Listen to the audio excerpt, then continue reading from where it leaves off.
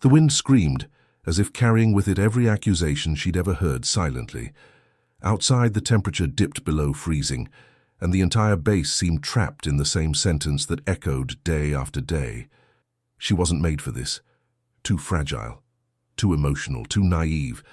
That's how they described her. Never directly, of course, but in their looks, in their whispers, in the decisions made without consulting her. She always fell behind when it came to risk, snow, and patrol. Until today. The moment the drone's signal disappeared from radar, time froze, along with the faces inside the base. The device wasn't just a drone. It carried reconnaissance images of the ice border, where rumors swirled of unidentified movements. An isolated perimeter, monitored 24 hours a day where nothing was supposed to go unnoticed. But at that moment, something did. And then the drone vanished, the last trace. A shadow on the ice, then static. A radio crackled. An operator's voice trembling. "It's down, the drone's down." Inside the control room, everyone looked at each other in suppressed panic. A hostile silence hung over them, as if the drone's crash were a real weight on everyone's shoulders, a weight no one wanted to carry. Rescue the drone? In that blizzard? It wasn't just dangerous. It was almost suicidal. She was there, at the back of the room, standing, silent. Someone grumbled, "We need to put together a team, but..." "Who's going?" The commander hesitated. His eyes scanned the room, and it was at that moment that she stepped forward. "I go." It was as if the air froze even more. One technician almost laughed. Another looked away. Someone muttered, "That one won't last half an hour out there." But no one volunteered.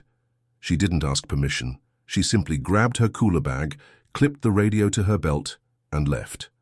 The door closed behind her with a click that echoed like a full stop. Outside, the world was white, dense, unforgiving. The first step was sinking. The snow covered her knees. The wind cut like thin glass. But she walked. One step, then another, then another. No one could hear her thoughts out there. But if they could, they would know she wasn't just walking to rescue the drone. She was walking to rescue herself. Throughout her training, she was impeccable in her analysis. She had to be. She knew that physically, she wasn't up to par with the best. She knew she would be called fragile, even by those who had never experienced a storm. So she memorized maps. She studied weather patterns. She calculated travel times with precision. She was underestimated, but never uninformed. And it was this silent preparation that guided her steps now. The radio crackled every now and then, voices trying to dissuade her. "It's too windy, turn back." "You don't have cover. We're sending another team." But she kept going. At some point, the radio sound faded to noise. She was out of range. And that's when she saw him. The drone's silver fuselage, half buried in a curve of terrain. A metallic gleam amidst the stark white. She ran, slipped, fell to her knees. He touched the machine's icy hull, still intact. But she wasn't alone. Behind the drone, footprints. Not animal footprints, nor those of another patrol member. They were human footprints. And they were leading toward the forbidden sector, the sector that was officially empty. His heart raced. This didn't make sense. She opened the drone's data compartment. The reading light was still blinking. The visual recording system was active, which meant everything had been recorded before the crash. She just needed to get it back. But he knew in that instant that the mission was no longer just to retrieve the equipment. Something had been recorded there. Something that would explain why the signal had been cut. Something that perhaps someone didn't want to be seen. She looked at the horizon. The blizzard was getting worse, but his decision had already been made. Carrying the drone like someone carrying a secret, she began walking back. By this point, the atmosphere inside the base was like a mourning day. The estimated time for the mission had already passed. No one wanted to admit it, but everyone knew what that meant. That's when the motion alarm sounded. A figure appeared in the external camera, covered in snow, marching with something in its arms. She. He entered without saying a word. He handed the drone to the communications room technician. Then he removed his gloves and rested his hands on the commander's desk. There were human footprints beyond the perimeter, and the drone filmed it all. Silence. The technician plugged in the device. Images began to load. And when they finally appeared on the screen, no one could take their eyes off it. She was no longer just the ignored patrol soldier. She was the only one who had the courage to cross the ice and return with the truth. If you've made it this far, it's time to strengthen this mission. Like and subscribe to the channel. Stories like this deserve to be told, and you're a part of that. Comment in one line, have you ever been called fragile? And use that as strength to change your story. They said she was too delicate for that brutal environment. They whispered backstage that she was only there because someone had recommended her. The muffled laughter in the hallways wasn't accidental. It was directed, and she knew it. She knew every word, every sidelong glance, every judgment hidden behind false smiles. They called her the hothouse flower. It wasn't a nickname. It was a verdict. To them, she was the one who would wilt at the first confrontation with reality. She walked with firm steps, but she carried on her back the weight of a fame she didn't ask for. A label stuck on her by people who never had the courage to bleed on their own knees to earn respect. When she passed, the looks weren't of admiration. They were of contempt, as if she were a glitch in the system, a fragile cog amidst war machines. They didn't say it with words, but with poisonous silence, with deliberate distance, with secret bets made on how long she would last before giving up. And yet, she didn't respond. She didn't shout at them. She didn't counter with arguments. She trained, in silence. Always the last one to leave the obstacle course. Always the one who returned later, alone, to redo the course everyone said she would never conquer. Not because she wanted to prove anything to others, but because she needed to prove to herself that the fame wasn't hers, that the judgment didn't define her, that she could indeed be the error in the statistics, the error that wins. During training, her hands bled, her knees burned, and her breath faltered. But she didn't stop. While many counted the hours until a hot shower and a well-deserved rest, she counted every second as a silent investment. She knew no one would take her seriously until it was too late to ignore her. She knew that in that world only sweat and sacrifice spoke louder than gossip. There were flashbacks that hurt more than the biting cold of the base. The memory of muffled laughter in the mess hall, as if she couldn't tell they were laughing at her. The whispers when she messed up something simple, as if confirming what everyone wanted to believe, that she was useless. But what they never knew was that behind that calm exterior, there was a beast hungry for transformation. A mind that stored every humiliation as fuel. A spirit that learned to thrive where no one expected. She wasn't weak. She was forged in another kind of pain. Not the pain of war yet, but the pain of contempt. The pain of being underestimated, of being seen as decoration, where only those who shout are respected. The pain of entering an environment where everyone has already decided you'll fail before you even try. And that's exactly why she was dangerous. Because she didn't need an audience. Because she didn't depend on applause. Because she learned to be self-sufficient. And when everyone relaxed, when they no longer bothered to hide their laughter, she remained, constant, firm, invisible, until, without fanfare, she began to overcome. A race won, a technical challenge surpassed, a score that could not be ignored. Little by little, the impossible began to seem inevitable, and that bothered her more than her failure ever had. Because when someone you swore was fragile starts to leave you behind, your arrogance turns to despair. She wasn't the strongest yet. She wasn't the fastest yet, but she was already the most annoying. Because I was doing what no one expected. Surviving. Evolving. Shaping myself in the shadow of doubt. And the more they underestimated her, the more she grew. Silently. As only those who have been rejected understand. Have you ever felt this kind of silent contempt? Have you ever been in the shoes of someone who has to overcome twice, first the challenge, then the opinions of others? Tell me in the comments about the time you were called useless and decided that wasn't going to be the end of your story. The wind blew sideways, aggressive and treacherous. The mission was simple. Patrol and area reconnaissance, nothing more than protocol.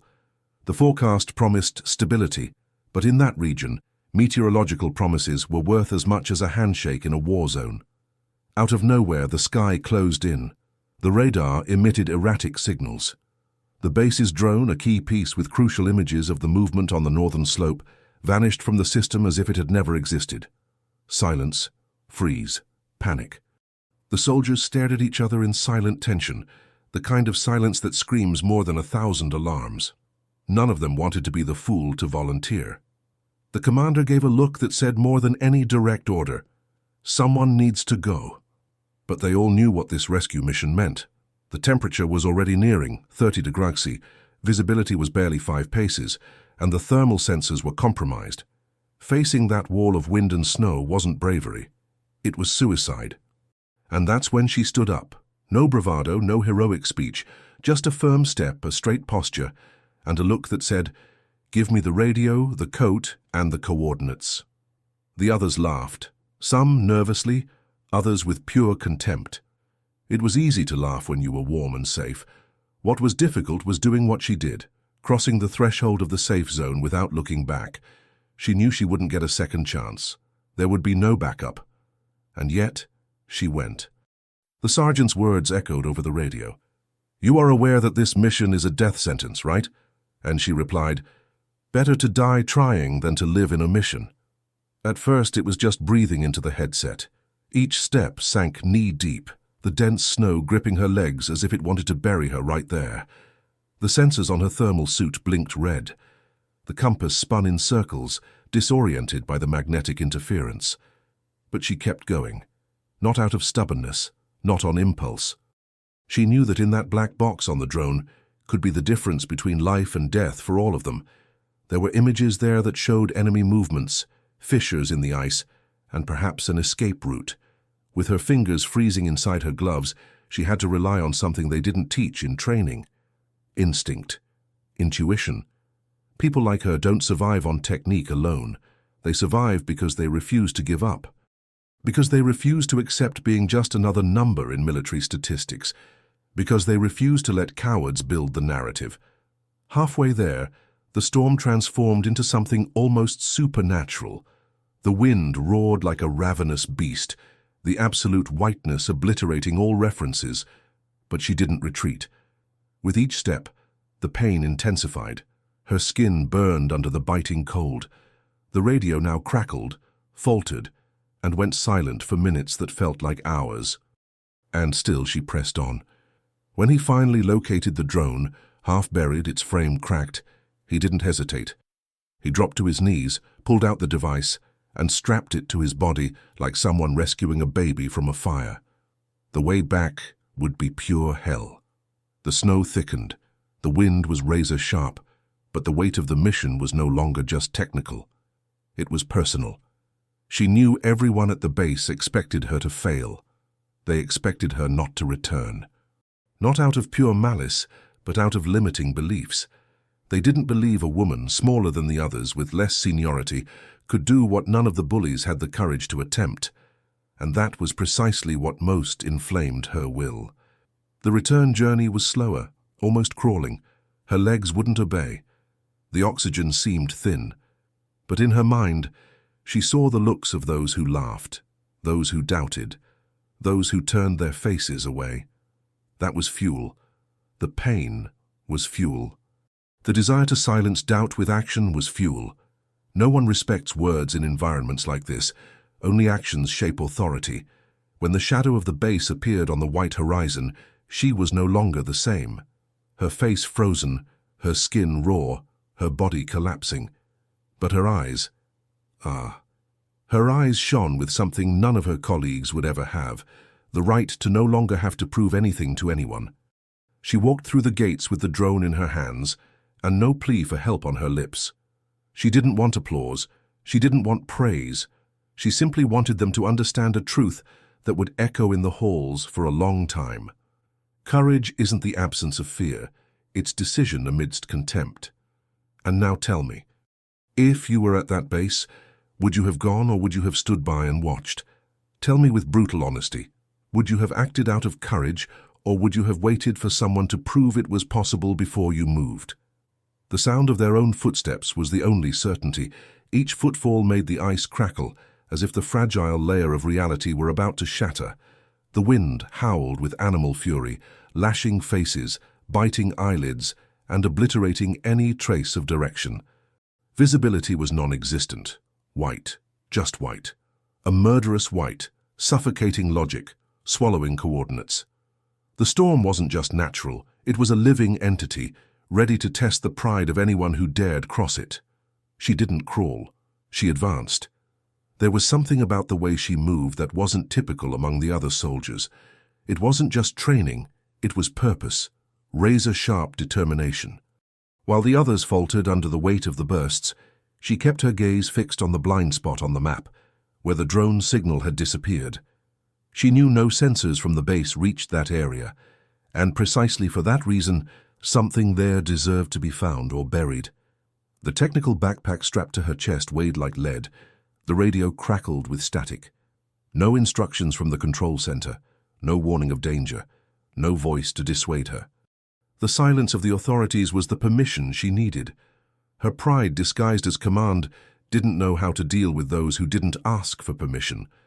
But she wasn't born to follow orders. She was born to do what needed to be done when others hesitated. And that made her dangerous and indispensable. The edge of the crevasse loomed like a chasm of cracked glass, a thin crack hidden beneath the thick layer of snow, almost invisible, almost as if someone had deliberately camouflaged it. She knelt, brushing the surface with her icy hands. There, right there, the drone had vanished. There were no metal scraps, no scattered debris, nothing. But she felt it, like a predator's instinct. The technology hadn't fallen by accident. It had been knocked over. She descended carefully, the cleats on her boots digging into the slippery ice. One step, then another, the sound of her breathing muffled by her thermal mask. The echo of the void grew louder as she plunged deeper into the crevasse's throat, until she saw it. There, half buried in the packed snow, the drone, whole, intact, no apparent damage, but disconnected. She approached, hands steady, mind alert. The drone's camera was facing downward. She turned it, and then she froze, literally. Not from the cold, but from what she saw. There was something beyond the drone, something that didn't belong on that mission. A shadowy shape beneath the ice a few meters away. It wasn't debris, it wasn't an animal. It was fabric, metal, human form, arms, face, an old uniform, but not from the base, a torn emblem, an unfamiliar insignia, and next to the body, a cylinder sealed with a biometric lock. Something that clearly shouldn't be there. Her brain was racing. Every fiber of her being screamed that this was hidden information, something that had never been recorded, a body without a name, a buried mission. Fair secret frozen in time, the kind of thing that reports classify, that commanders forget, that sensors can't reach. She looked up at the crevasse, at the snow that continued to fall. The cold now seemed less brutal than the truth dawning on her. Why hadn't anyone spoken about this? Who was that person? And more importantly, why had the drone been sent there? Had it been a mistake, or a desperate attempt to recover what had already been buried by the lie? She knew that from that moment on, the game had changed. It was no longer a rescue mission. It was an excavation of truths. And if that truth was buried, how many others were still frozen beneath everyone's feet?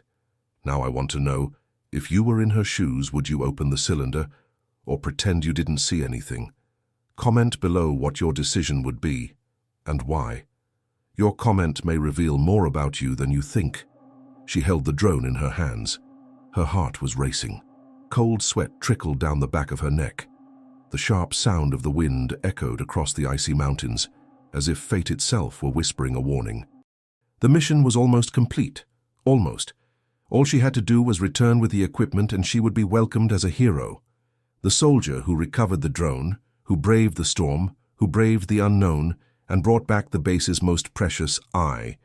She would be decorated, rewarded, recognized. The eyes that had previously underestimated her would now bow. She could feel it. It was within her reach.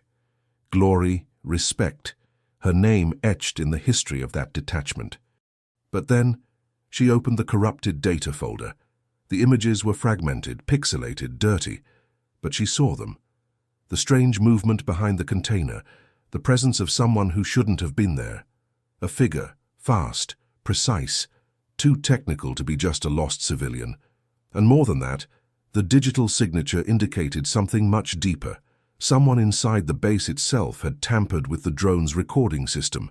The sabotage wasn't just technical, it was internal, strategic, calculated, and dangerous. She felt betrayed, violated, manipulated. Her first impulse was to rationalize. Maybe it was a system error. Maybe it was just a weather glitch. Maybe it was nothing. But the truth throbbed in her consciousness with the force of a siren. Someone was hiding something. And the drone she carried in her hands wasn't just a testament to military efficiency. It was a bomb. She looked at the horizon. The base was just a few kilometers away. She could return now, pretend she hadn't seen anything. Deliver the drone, receive the praise, enjoy her sudden fame. It would be easy, simple, convenient. No one would know. No one expected her to have access to that folder. She was just a logistics soldier, remember? The invisible one, the one no one consulted in strategy meetings, the one who served coffee while her superiors discussed territorial security. The same one who overheard whispered conversations in the hallways, who noticed the maps being discreetly modified, who saw the last-minute password changes. Now she was the only one with the truth in her hands, but the truth comes at a price, and it's not always a fair price. She knew that if she reported what she saw, she would put her career at risk. She would be questioned, interrogated, labeled unbalanced, a saboteur, and insubordinate. They would try to invalidate her version of events, isolate her, maybe even transfer her. She knew how the system reacted when someone challenged the order without authorization, but she also knew what it meant to be silent. To remain silent meant becoming an accomplice. It meant allowing something dark to remain active within the base. It meant endangering the innocent lives of those who trusted that system. It meant, above all, betraying herself. And it was there, alone, freezing in the midst of the white immensity of nothingness, that she understood the depth of the dilemma. Return with the drone or return with the truth. The drone was the image of perfection, the chance to be seen, the bargaining chip to achieve what had always been denied her: merit, recognition, prominence. But the truth was her conscience. It was proof that even though she was underestimated, she saw more than many there. The truth was her intelligence refusing to submit, her courage refusing to be silent, her soul screaming, "You are no longer a spectator of this." So she did something few would do. Instead of hiding, she saved the files twice. Instead of returning directly to base, she took a longer route. She thought, planned, breathed, because if she was going to take on the system, it wouldn't be as a victim, it would be as a player. She wouldn't impulsively hand over the complaint. She would create copies, identify patterns, cross-reference data with other drones, other dates, other images. She would lay the pieces out on the table and expose not only the suspicious activity, but the entire shadow game being played behind her back. She was no longer a background character. She was the breaking point. But there was one last decision. Would she speak alone? Or would she find allies within her own base? Because every system has cracks, every castle has disgruntled servants, every poorly buried secret has someone digging out of curiosity. And she knew. She wasn't the only one suspicious. Now tell me in the comments, if it were you, would you keep quiet to get promoted, or risk everything to do what's right? Be honest. This answer reveals much more about who you are than you might think. She appears on the horizon like a shadow amid the absolute white of the blizzard, the flakes clinging to her face, her hair frozen by the biting wind. A tense silence grips the base. No one can believe what they're seeing. The soldier everyone thought lost, swallowed by the ice, now advances steadily as if she'd crossed the Arctic hell itself on foot. In her arms, clutched to her chest, is the drone everyone had considered irretrievable. But that's not all. Her gaze carries something more. Something no one there can immediately name, but everyone feels. The entire base stops. Time freezes. It's as if the ice has surrendered to the only person who dared to challenge the impossible. The shelter door opens and she enters without a word. Her boots squeak against the cold metal. Her hands are purple, bruised but steady. She hands the drone to one of the technicians and simply says, "It's here." There's no arrogance, no drama. There's just the brutal surrender of someone who refuses to be forgotten, who has decided that her absence will not be a statistic. Their eyes meet. No one knows what to say. The commander, who hours earlier authorized the end of the search, simply looks away, swallowing hard his regret. The technician, still unresponsive, runs to the stands. He plugs in the terminal, connects the cables, and begins data recovery. The monitor flickers, lines of code begin to parade across the screen like a veritable avalanche. For a moment it seems like everything is going to go wrong. The system crashes, the data is corrupted, suspense grips the room. But then, like a stubborn sigh of technology, a folder emerges. Inside it, logs, recordings, coordinates, thermal images, all the mission data, whole, alive, as if the drone had traveled back in time to tell what no one wanted to hear. The silence continues, now with even greater weight. The technician begins to decipher the logs, the automatically recorded audio, the locations of the patrol's final moments. He hears the missing team's final conversations, the voices, the gunshots, the screams. But then something stops him. A word, a code, a name. He freezes. Rewind. Rescue. The name appears again, and then again. There's no denying it. It's there. In multiple transmissions, on internal channels, in commands sent to the drone. Someone inside the base was communicating with the enemy. The voice is distorted but familiar. The tone is restrained, strategic. A cold whisper that betrayed everyone in the field. The technician pales. His hands tremble. He looks at the commander. Then at her. The soldier everyone underestimated, the only one who braved the snow to bring back not only the equipment, but the truth. She stares at the monitor as if she already knows. She doesn't smile. She doesn't cry. She just stands there, like a sentinel of justice no one expects. The commander approaches slowly, his eyes fixed on the screen. When the name is confirmed, the impact is as violent as an explosion. Someone inside has sabotaged everything, someone who dined next to them. Who shared the same shelter? Who wore the same uniform? The atmosphere turns to gunpowder, murmurs spread, suspicious glances begin to bounce from face to face. The once silent trust is now a land of ruins, but she remains steadfast, as if she had already weathered this storm from within before even stepping onto the ice. Betrayal was closer than anyone imagined, and if it weren't for her insistence on defying order, on crossing the freezing dawn alone, everyone there would be living a lie until the end of the mission, or perhaps until the end of their lives. She didn't just save one drone. She saved them all, and now, faced with that brutal revelation, the game changes completely. The mission shifts, the hierarchy crumbles, the rank and file splits between those who deny it and those who begin to remember every strange detail they ignored. The shadow of betrayal seeps like smoke through the cracks of trust, but no one looks at her the same way anymore. The one who was mocked, diminished, excluded from tactical plans is now the most important piece on that board. And the most impressive thing, she asked for nothing. Not recognition, not apologies, not leadership. She just wanted to bring the truth back. And she did.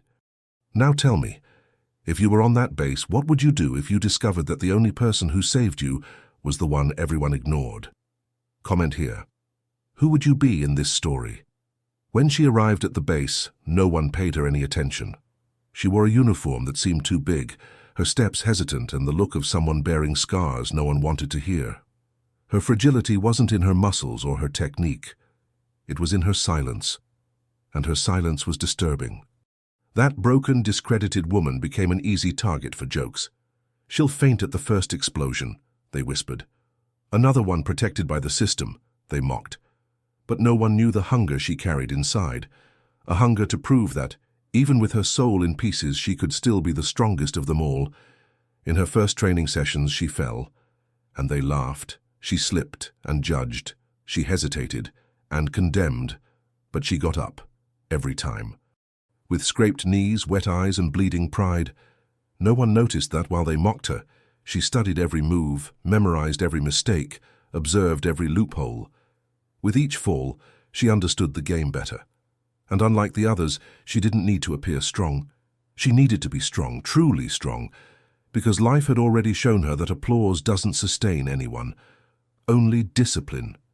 Days turned into weeks, and slowly she began to surprise. Her aim became more precise. Her posture, firmer. The fear that once trembled in her hands transformed into calculated coldness. She began completing smaller missions with surgical perfection, still without attracting attention, still without fanfare, because she learned that real power doesn't make noise, it asserts itself. And that's exactly what began to happen. When she walked into a room, the air changed. She still wasn't respected by everyone, but she was no longer ignored. And that was a huge step forward for someone who started out as a joke. The commander, previously indifferent, began to observe her, and he liked what he saw. It wasn't just her competence, it was her coolness, her resilience, her lack of vanity. She didn't want applause, she wanted results, and that made her dangerous.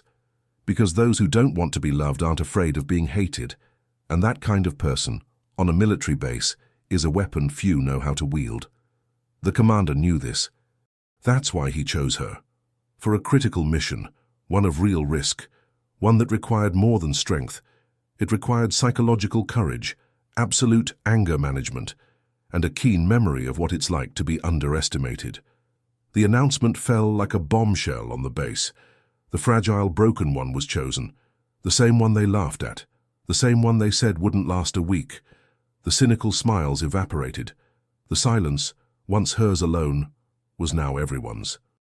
And the titles began to appear. Alpha Leader, the troop's new shadow, the untouchable.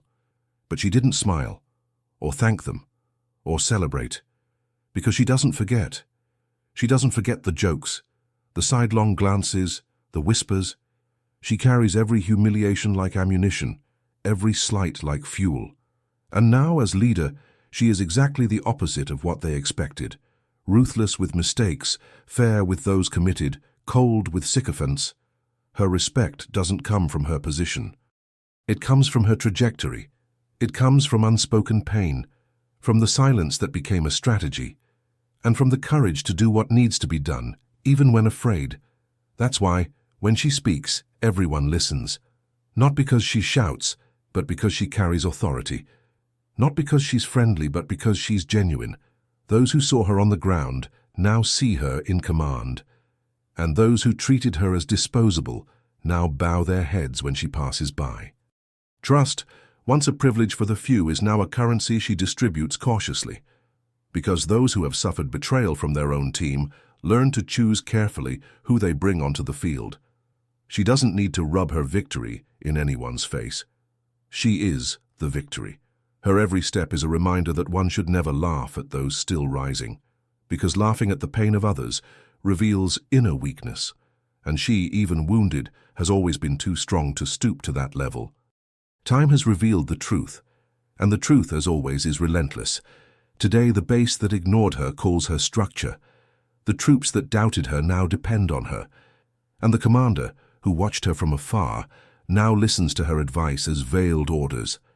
But she doesn't forget, because pain that doesn't kill teaches, and those who learn from pain lead with wisdom. Have you ever seen someone turn things around like this in real life? Tell us in the comments about a time when you were underestimated and how you turned it around. They said she was weak, fragile, that her sensitivity was a burden, not a strength, that her soft heart couldn't withstand the cold of the world, the pressures of a system that rewards toughness and punishes empathy. They laughed at the way she cried over things others ignored.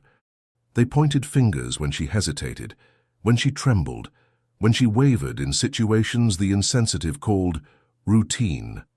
But it was precisely when the frozen truth needed to be carried, when everything around her turned into a blizzard and the path was lost under the weight of silence, that those who mocked her didn't know what to do. That's when she walked. She weathered the storm. Not because she was cold, but because she knew ice. She knew the weight of carrying within one's chest truths no one wanted to hear, pain no one dared to feel. And that's why people like her, like you perhaps, seem fragile to those who live on the surface. Because they don't just see the world with their eyes. They feel with their souls. And those who feel with their souls carry much more than their bodies. Sometimes, only the most sensitive perceive what the brutes ignore. Only those who have stood alone in a blizzard understand the value of an outstretched hand.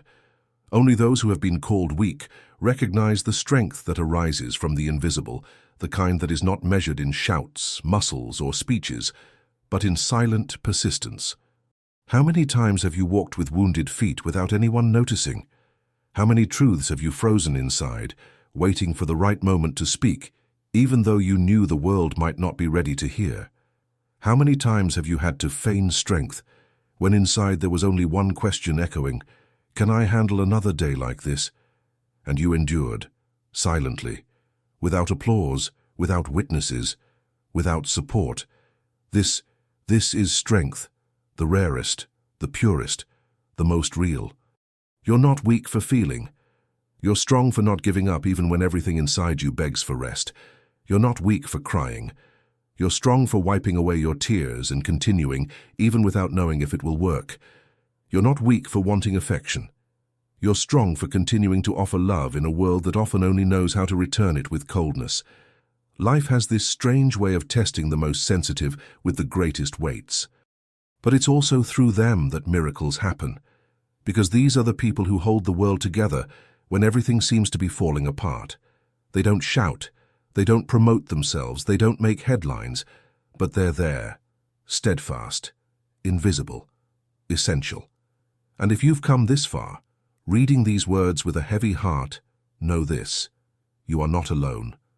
There is a silent army of souls like yours, people who have been underestimated, discarded, judged, but who carry on. Who, like you, have understood that sensitivity is not weakness, it's power. A power the world has yet to recognize, but which transforms everything it touches. So, the next time someone calls you weak, smile. They still don't understand that there's a strength that can't be explained, a courage born from chaos, a light that can only be seen when the darkness is total, and maybe, just maybe, your story will be the torch that will guide other hearts lost in the blizzard. If this message touched something deep inside you, leave a like so it can reach more people who need to hear it. Subscribe to the channel to continue being part of this community of strong, sensitive, and invisibly powerful souls. In the next video, we'll talk about a woman who was rejected by her family, humiliated at work, and found strength where no one else was looking. A true, intense story that could be the spark you need to ignite your courage. Until then, hold on tight. You're much closer than you think.